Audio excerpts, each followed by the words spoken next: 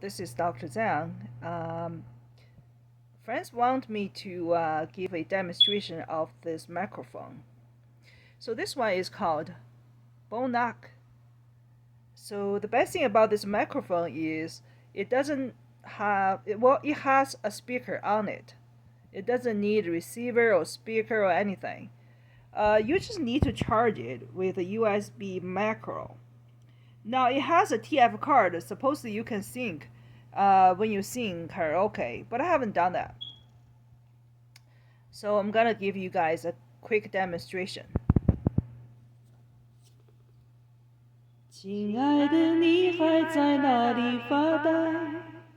有什么心事还无法释怀？我们总把人生想得太坏，想别人不允许我们的怪。